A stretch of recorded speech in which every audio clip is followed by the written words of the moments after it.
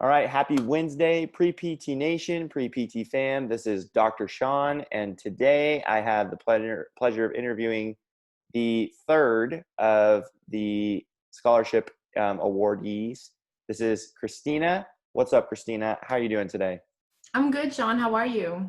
I'm doing great. I'm doing great. It's nice and overcast here in Arizona today, so we've come out of the hundreds finally for weather, and that's Wow. fantastic. So yeah. No, it's still in the high 90s here in Miami, and it's probably going to stay like that for the rest of the year. I feel like Miami is always like 100% humidity and 90 degrees. Oh yeah, it's really hot or it's really raining, and there's like a basically a little hurricane outside. That's you can't. That's it. That's Miami. That's what you get, Yep. right? Yeah. Okay. Awesome. Well, thank you again for being willing to come on to the interview and to Mhm. share a little bit about your story. As I've mentioned in some of the previous interviews, the whole point of this is to celebrate you, to celebrate your journey, and to let you know that there is someone who cares and is hoping for your success as a pre-PT and as a future DPT, right? So first, I wanted you to just tell us a little bit about your story, your background, and what's kind of led to you going into having interest in physical therapy. Yeah, of course. So I was born and raised here in Miami, Florida, by my mom. I have a pretty interesting background, half Cuban, half Greek. So that's quite a melting pot right there. I was a dancer all of my life, starting at the age of 3. And so with my first injuries related to the knee and going through my rehabilitation process, I first discovered the world of physical therapy and I was really intrigued by it. But so I kept dancing after that and then going into science classes in high school and eventually college. I really was so intrigued by the human body, like in all the sciences. And that's what led me to pursue physical therapy as a profession, and that it was just so hands-on. And that's something that I really liked because it just goes out of my comfort zone. Yeah. Awesome. Awesome. No, I think it's unique in that sense that most people hate being uncomfortable, right? And I think that's something that, as we've worked on your essays and as we've talked about different things, that's something that is a strength of yours as an applicant is that you love being uncomfortable because it gives you an opportunity to grow, right? Yeah. I hate being just stuck in my comfort zone because I just feel so stagnant. Like I feel like I need to push myself always like 110% just to get myself out of that comfort zone. And just like by pushing yourself, you just keep realizing your potential essentially. Like the sky's not the limit. Right. Absolutely. Yeah. Yeah. So, kind of going along with that, I mean, throughout also our encounters and speaking with you, you have a very impressive service background, Thank you. and I wanted you to kind of share that, and to talk about your journey and your progression through different opportunities there, and to help show some pre PTs that like you don't just have to go do observation hours, like you can have a bigger impact even as a pre-PT. So go ahead and let's hear about some of those experiences. Yeah, so my main like driven point was since I did stay home here in Miami for college, I didn't want it to feel like high school again, where you would just go home and go to campus and that's pretty much it. I wanted to make a difference, like make my 4 years worth it.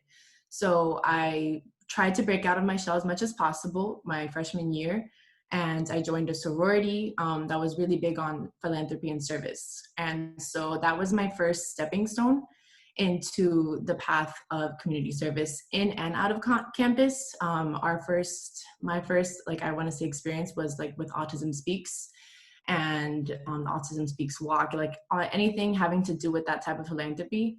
It just really it opened the gate to so many other opportunities, and there were other experiences on campus, such as my second and favorite was dance marathon.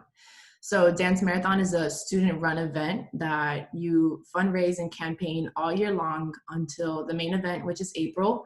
And you're dancing and standing for 17 hours in honor to raise awareness for kids who are hospitalized in our local hospital called Nicholas Children's Hospital. So essentially, during that whole event, we have children from that actual hospital come and visit us, and their parents tell their stories, and that's just what reignited my flame into like giving back, because I just felt like I had a bigger purpose. And so I wanted to keep expanding my horizons. And aside from Dance Marathon, well, in Dance Marathon, I eventually served on the executive board. So each year I kept going bigger and better, like in terms of giving back.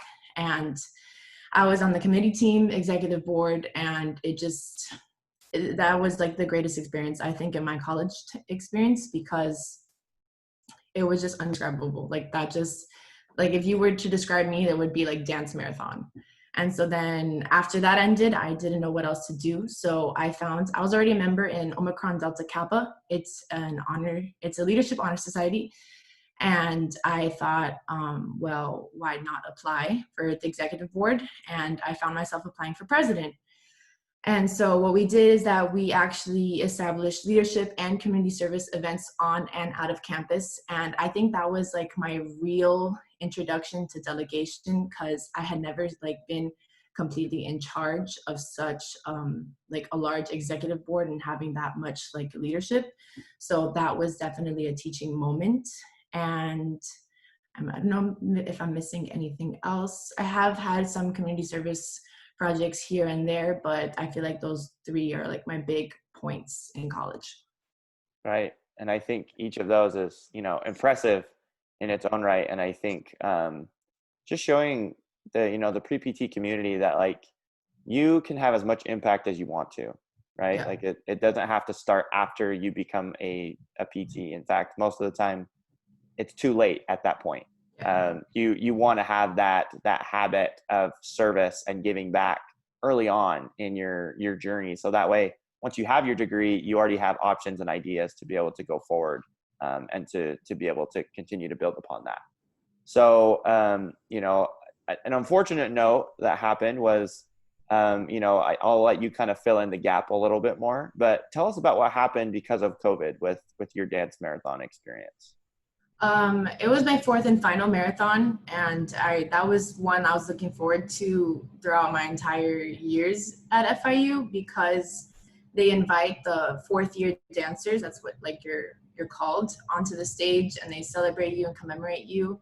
And it was just going to be like a bittersweet ending for my time there, but it was unfortunately canceled due to COVID-19, like their circumstances regarding it. And I was really, I was kind of shattered, if you will, about it, because it was just something I was holding on to for so long.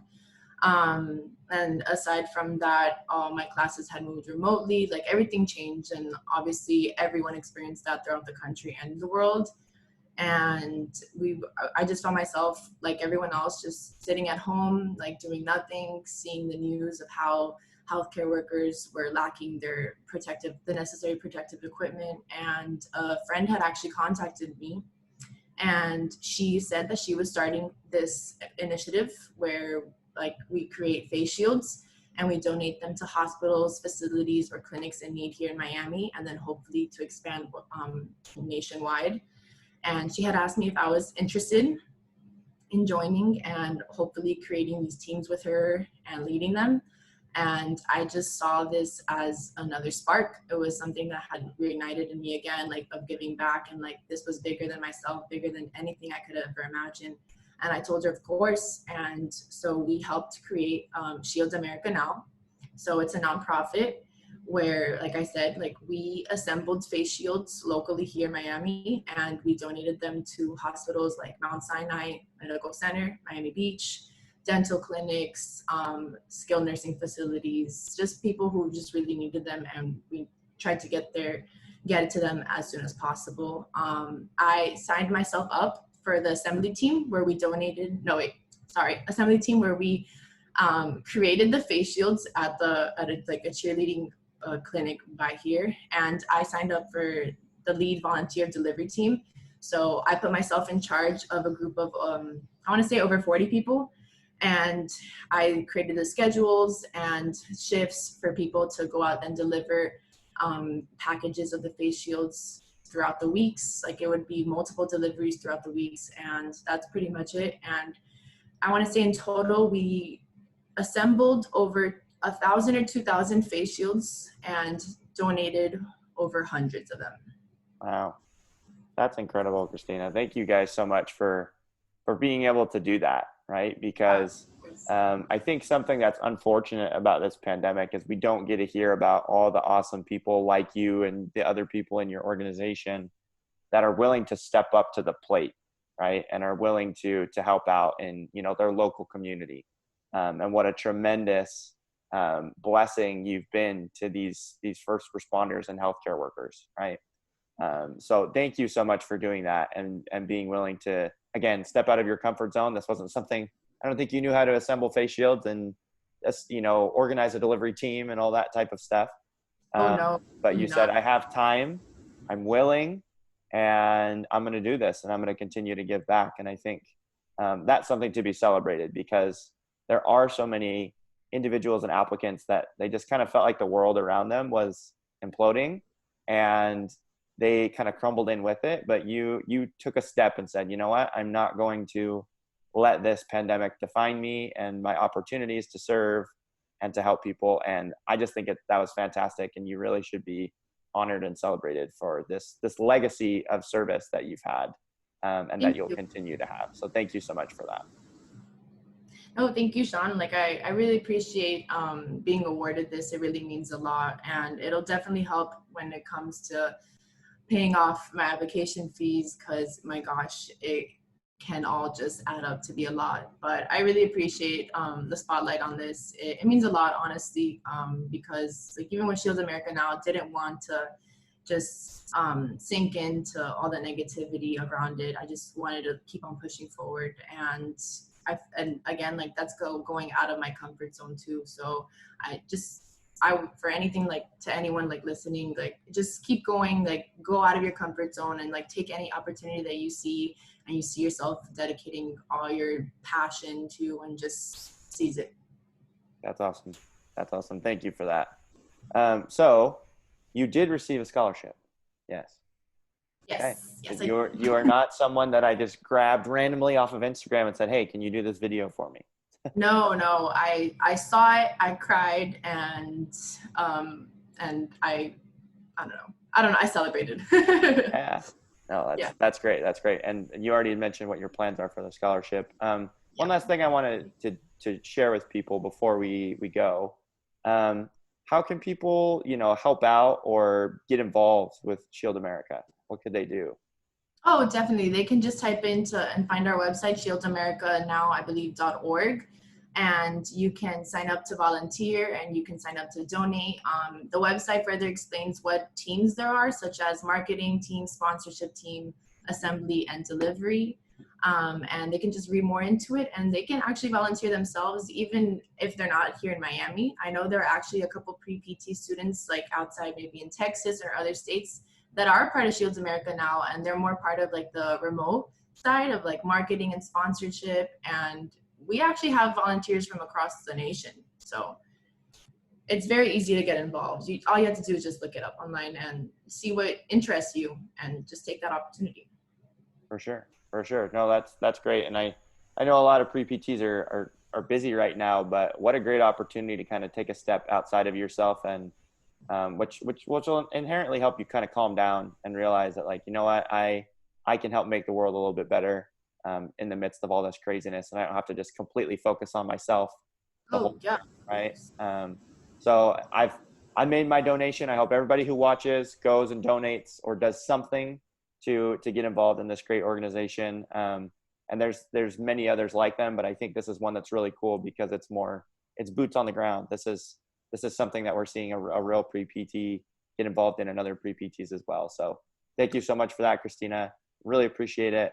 And best of luck moving forward with your applications. I'm excited to work with you with other essays and interviews and things like that.